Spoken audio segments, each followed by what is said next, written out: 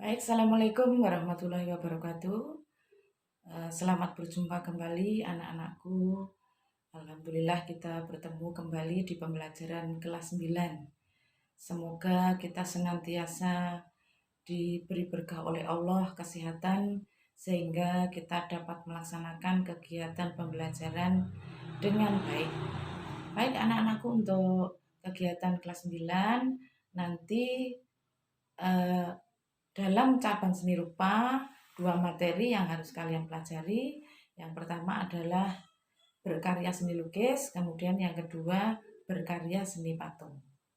Untuk berkarya seni lukis, materinya berkaitan dengan seni lukis dengan berbagai media dan teknik, gitu ya.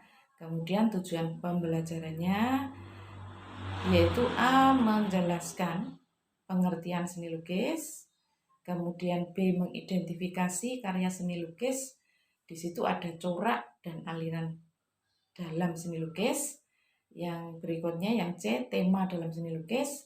Dan yang D. Media dan teknik dalam karya seni lukis. Ya, jadi itu yang akan kita pelajari.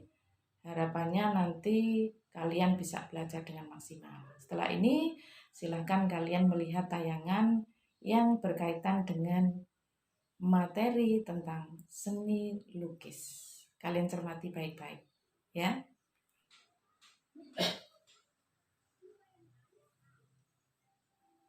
Baiklah anak-anak, ini sudah kita mulai untuk materinya. Jadi setelah kalian membuka muka buku, ini Bu Erlin buatkan untuk rangkumannya. Jadi dari tujuan pembelajaran, di situ menjelaskan pengertian seni lukis. Ya. Apa toh seni lukis itu? Ya. Jadi kalau di kelas 7 dan 8 kalian masih dalam kategori menggambar, maka di kelas 9 ini kalian sudah masuk pada kegiatan melukis. Sehingga dikatakan pengertian seni lukis di sini adalah pengembangan dari menggambar yang memiliki keunikan tersendiri dalam tema, corak, dan gaya yang di dalamnya melibatkan ekspresi. Nah ini ya, jadi poin penting di seni lukis ini yaitu melibatkan ekspresi, emosi, dan gagasan dari pembuatnya dengan menuangkan unsur-unsur seni di dalamnya. Kalian masih ingat unsur-unsur seni? Jadi yang terkecil ada titik, kemudian ada garis, ada bidang, kemudian ada warna dan tekstur, ya, masuk di dalamnya unsur-unsur seni. Jadi penuangan unsur-unsur seni melalui karya dua dimensi dengan melibatkan ekspresi yang ada di situ.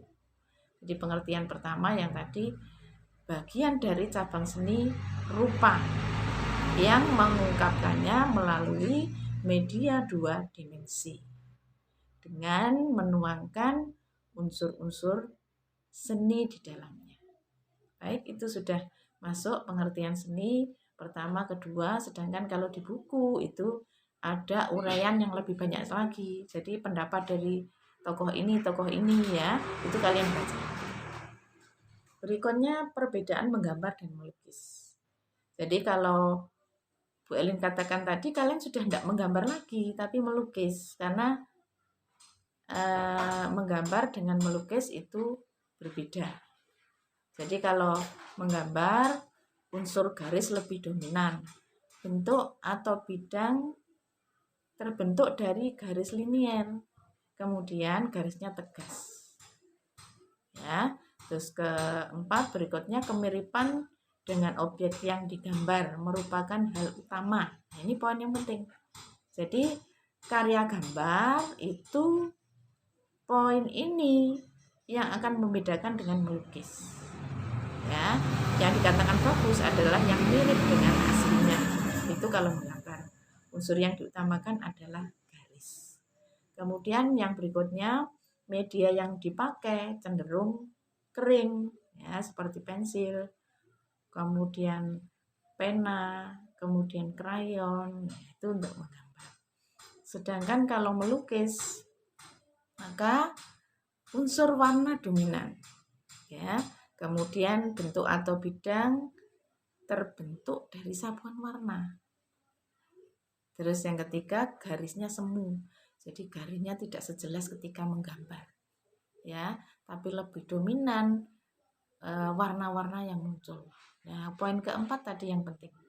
Ekspresi merupakan hal utama. Ya, jadi ekspresi ini yang membedakan antara menggambar dan melukis. Kamu menggambar matahari, tapi bentuknya kotak, kalian boleh. Menggambar bola, bentuknya segitiga, boleh kalau dilukis. Ya, jadi warna bunga tidak harus kuning merah, tapi hitam itu boleh kalau di melukis. Kalau di menggambar tidak boleh. Ya, sehingga ada poin kelima, tidak mengutamakan kemiripan dengan objek.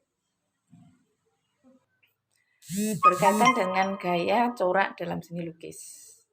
Nanti kalian akan menemukan di buku, yaitu ada 2 gaya. Yaitu yang pertama gaya representatif, yang kedua gaya non-representatif. Di sini Bu Elin masukkan, misalnya gaya representatif, nanti kalian akan menemukan 2 corak, yaitu corak figuratif dan corak deformatif. Sedangkan pada gaya non-representatif, kita masukkan corak non-figuratif. Berikutnya pembahasannya yaitu berkaitan dengan tema. Ya, tema dalam lukisan itu apa saja. Jadi nanti kalau sudah kalian melihat-lihat banyak karya lukis, maka atau kalian akan membuat karya lukis, maka tentukan temanya dulu. Temanya ada 6. Manusia dengan dirinya sendiri. Ini misalnya kalian akan temukan pada lukisan-lukisan dengan judul potret diri. Nah, itu artinya apa? Temanya adalah manusia dengan dirinya sendiri. Kemudian yang kedua, manusia dengan manusia lainnya. Jadi nanti kalau kalian menemukan suatu karya lukis yang judulnya ibuku, adikku, teman-temanku, nah, maka temanya itu manusia dengan manusia yang lainnya. Berikutnya yang ketiga, manusia dengan lingkungannya. Nah, ini yang biasanya banyak sekali dilukis oleh anak-anak, tema ini biasanya yang gampang ya. Ada gambar gunung, ada matahari, ada pohon, ada sawah. Nah, itu berarti manusia dengan lingkungannya, ya, dengan alam sekitarnya. Ya, jadi menggambar pemandangan, menampilkan gambar sawah, mengambil objek sungai dan sebagainya. Yang keempat, manusia dengan alam benda. Berarti nanti ada lukisan, ada gelas, ada guci, ada buah-buahan, ya, ada piring yang disusun menjadi satu kesatuan yang menarik, menjadi suatu bentuk karya lukis. Kemudian yang 5, manusia dengan kegiatannya, itu biasanya judulnya nanti ada bercocok tanam, ada panen padi, misalnya ya. Maka akan menampilkan orang yang sedang mengerjakan sesuatu, orang yang sedang bekerja. Ada manusia atau gambar orang sedang bermain seruling, nah itu juga kegiatannya. Yang keenam, manusia dengan khayalannya. Berarti biasanya kalau ini nanti kalian akan mengenal aliran surrealis. Aliran surrealis itu nanti gini, bentuknya nyata, tapi tidak nyata. Nah, seperti misalnya ada lukisan Nyi Roro Kidul karya Basuki Abdullah. Itu menurut orang-orang Nyi Roro Kidul itu ada, tapi kita sendiri kan tidak lihat. Jadi bisa masuk kategori dengan alam khayalnya. Atau tentang perahu layar yang berada di angkasa. Itu ya. Jadi manusia dengan khayalannya atau gambar lukisan wayang. Nah, itu bisa masuk pada tema manusia dengan khayalannya.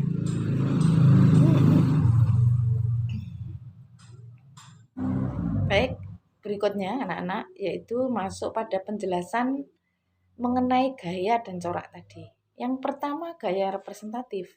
Masuk di dalamnya adalah corak figuratif. Apa toh maksudnya? Gaya representatif di dalamnya ada corak figuratif. Bagaimana bentuk objeknya? Adalah corak yang menampilkan bentuk yang nyata, menyerupai bentuk asli. Ya, jadi lukisannya jelas, gambar orangnya jelas, gambar binatangnya jelas, asli ya. Jadi menyerupai gambar tapi sudah ke arah lukisan ya. Itu di dalamnya nanti ada aliran lukis yang masuk yaitu aliran romantis, naturalis dan realis. Ya. Romantis itu nanti dari kata roman. Artinya bukan roman-romanan pacaran ya, tapi di sini roman itu artinya ada cerita, ada drama di dalamnya. Ya, dari kata roman yang artinya drama. Kemudian yang B, yang aliran kedua adalah naturalis. Dari kata natu yang artinya alam. Jadi menyerupai bentuk-bentuk alam, walaupun tidak hanya pemandangan tapi manusia ya yang menyerupai persis seperti manusia. Bahkan kalau naturalis itu biasanya pengambilan objeknya lebih indah dari aslinya, tapi bentuknya jelas dan bagus. Kemudian yang C, aliran realis. Aliran realis nanti sesuai katanya dari kata realis. Real artinya nyata ya. Jadi bentuknya jelas dan asli, tidak dilebih-lebihkan. Artinya ketika menggambar atau melukis orang yang sudah tua, maka tidak akan dibuat yang cantik. Ya. Kalau melukis pengemis, maka akan berbaju compang-camping ya. Jadi objek yang ditampilkan itu tidak hanya yang cantik-cantik, yang bagus-bagus, tapi kenyataan hidup. Ya, ada pengemis, ada tukang becak, ada nenekku dengan profil yang memang kalau orang tua itu sudah sepuh, kalau nenek itu sudah sepuh. Kalau pengemis itu bajunya compang-camping. Nah, itu realis, jadi nyata. Berikutnya corak figuratif, masih bentuk nyata ya, bentuk jelas. Alirannya romantis. Nah, ini contohnya. Contoh karyanya lukisnya seperti ini. Ini adalah karya dari Raden Saleh Bustaman. Ini salah satu tokoh yang harus kalian apalkan, harus kalian kenal ya, pelukis Indonesia masa Belanda dulu. Beliau merupakan pelopor seni lukis modern Indonesia. Karena yang dulunya tradisional hanya menampilkan wayang, ya, hanya menampilkan nenek moyang, maka pada masa Indonesia modern menampilkan bentuk-bentuk nyata yang pengolahan warnanya sangat bagus. Ya, ini seperti ini aliran romantis. Kemudian yang corak figuratif aliran naturalis seperti ini. Ini karya Basuki Abdullah. Tokoh kedua pelukis Indonesia yang harus kalian kenal adalah Basuki Abdullah. Ya, jadi pemandangan boleh, manusia boleh ya, tapi kecenderungannya adalah diambil sudut yang terindah. Ya, jadi enggak seadanya sak karepe, tapi sudut terindah dari pantai itu mana? Ya, sudut tercantik dari Nyi Roro Kidul itu apa? Sudut mistisnya apa? Nah, di situ ya. Itu naturalis. Beliau Pak Basuki Abdullah merupakan pelukis istana yang sering melukis tokoh-tokoh dunia dari negara-negara lain. Ya. Ini yang tokoh aliran naturalis Basuki Abdullah. Kemudian berikutnya aliran realis. Aliran realis ini Bu Elin ambilkan karya Sujoyono. Nah, itu tulisan lama, nama lama ya begitu. Istilah apa? absennya ya, bacanya Sujoyono. Nah, itu ya. Alirannya realis. Jadi ini beliau melukis teman-teman gerilya. Jadi salah satu tokoh yang mengkritisi lukisan Basuki Abdullah yang molek-molek yang hanya indah, kemudian bahwa hidup itu nyata. Ini adalah masa perjuangan. Maka Sujoyono berikutnya di antara corak representatif dan non representatif, di tengah-tengahnya ada corak deformatif. Nah, keterangannya, corak yang menampilkan bentuk-bentuk nyata namun sudah mengalami perubahan karena adanya penyederhanaan bentuk maupun penggayaan bentuk. Nah, kalian ingat di kelas 1 stilasi, ada penggayaan bentuk dan menempatkan sesuatu yang tidak nyata. Termasuk alirannya yang masuk di sini nanti ada impresionis, ekspresionis, surrealis, dan dekoratif. Ini ada gambarnya, contoh gambarnya. Nah, seperti ini. Nah, ya. Ini dari pelukis Eropa yang Bu Elin ambilkan ya. Jadi biasanya kalau kalian untuk niteni ya, untuk mengidentifikasi yang impresionis itu yang gimana toh? Nah, impresionis nanti menekankan pada pencahayaan. Sehingga nanti lukisannya itu banyak menggunakan warna putih. Tapi tidak menggunakan warna hitam. Karena prinsipnya bahwa semua yang ada di alam ini terkena cahaya. Ya, walaupun malam, ya. Jadi warna hitam dibuat dari campuran semua warna, maka akan menjadi warna yang gelap, tapi tidak hitam.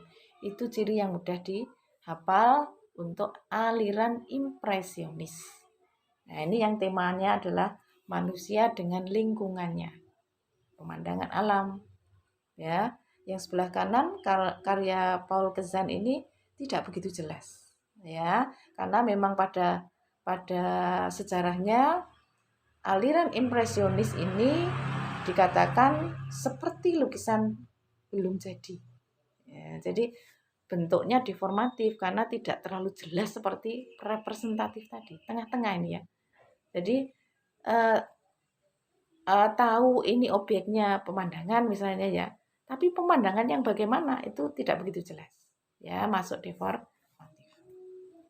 Berikutnya masih deformatif, aliran ekspresionis. Kalian harus kenal 3 ini ya. 1 Raden Saleh, kedua Basuki Abdullah, yang ketiga Affandi. Ini kebanggaan Indonesia karena sudah melanglang dunia, mendapatkan gelar maestro di Singapura. Dan satu-satunya yang melukis dengan gaya pelototan. Tekniknya namanya teknik pelototan karena beliau tidak melukis menggunakan kuas, ya, melainkan langsung dituangkan dalam tube, ya, langsung dipelototkan, ya, itu ya, dalam waktu singkat melukisnya, tidak sampai sehari, hanya berapa menit, ya, itu ya, bisa hanya 10-15 menit, ya, 20 menit, itu gaya ekspresionis. Ekspresionis itu mementingkan pada ekspresi, pengungkapan jiwa seseorang. Beliau ini tokohnya, terkenal di seluruh dunia. Ya, tekniknya teknik pelototan. Ini yang temanya yang pertama tadi, manusia dengan dirinya sendiri. Kemudian manusia dengan lingkungannya. Judulnya potret diri, berarti nanti ini temanya manusia dengan dirinya sendiri. Bentuknya tidak begitu jelas, Bu. Iya, karena memang ini adalah masuk kategori corak deformatif. Bentuknya masih nyata, masih ada, tapi tidak begitu jelas. Ya, ini cirinya, deformatif. Kalau tak representatif tadi bentuknya jelas dan nyata. Nah, ini masih deformatif. Aliran surrealis. Tokoh dunianya adalah Salvador Dali. Ini yang dari Eropa ya. Nah, ini seperti ini. Nah, jadi temanya manusia dengan alam khayal. Tidak harus ada manusianya di situ, tapi di situ kalian lihat ada manusia, tapi pantatnya berpisah dengan badannya, tangannya ada di bawah. Nah, ini judulnya manusia buncis. Kok manusia buncis ya? Coba kalian perhatikan ya. Kepalanya kemudian badannya itu ada yang seperti buncis. Tapi tangannya di bawah. Kemudian pantatnya ada di bawahnya kaki. Nah, itu seperti nyata. Tapi itu tidak ada. Gitu. Kemudian gambar yang kedua, ada jam. Ya, beberapa jam, ada yang di laut, ada yang di pohon, ya, ada yang di satu kotak, ada yang di seberang lautan. Nah, padahal sebenarnya kalau jam itu harusnya terletak di suatu ruangan, ditempelkan di tembok. Nah, itulah. Jadi sesuatu yang nyata tapi merupakan hayalan. Itu ciri dari aliran surrealis. Ya, seperti Bu Elin katakan tadi, perahu layar yang berlayar di angkasa, gitu ya. Atau ada orang mancing di angkasa, itu ya. Itu kan ada lukisan itu, ya. Itu masuk surrealis. Berikutnya masuk yang B, gaya non representatif. Singkat saja. Ini aliran yang masuk abstrak. Kalau abstrak banyak yang kenal. Jadi hanya menampilkan gambar apa atau lukisan apa atau objeknya ini. Tidak jelas. Tidak ada bentuknya. Tapi hanya merupakan sapuan warna, hanya merupakan komposisi bentuk-bentuk bidang atau hanya garis-garis, hanya seperti ini contohnya. Ya, itu ini non representatif, corak yang hanya menampilkan susunan unsur-unsur seni menjadi satu kesatuan lukisan yang menarik. Gambarnya hanya komposisi warna, tapi ini bermakna dalam, gitu. Kalau ini lukisan, maka yang melukis akan bisa bercerita banyak tentang warna-warna yang muncul di situ, goresan-goresan yang muncul di situ, tekstur yang muncul di situ. Nah, itu. Bahkan kalau ingin melukis gaya aliran abstrak, itu biasanya adalah pelukis-pelukis yang sudah mahir di aliran-aliran sebelumnya. Karena tidak seperti semudah yang dilihat kalau aliran abstrak. Ya, jadi nampaknya gampang, tapi kalau kita membuat harus punya konsepnya, begitu ya anak-anak ya. Tapi ya tidak apa-apa, nanti mudah tapi punya konsep. Gitu. Baik anak-anak, untuk tayangan hari ini sudah cukup. Semoga kalian mudah untuk memahaminya, sehingga nanti kalian juga akan mudah dalam mengerjakan soal-soal kuisnya.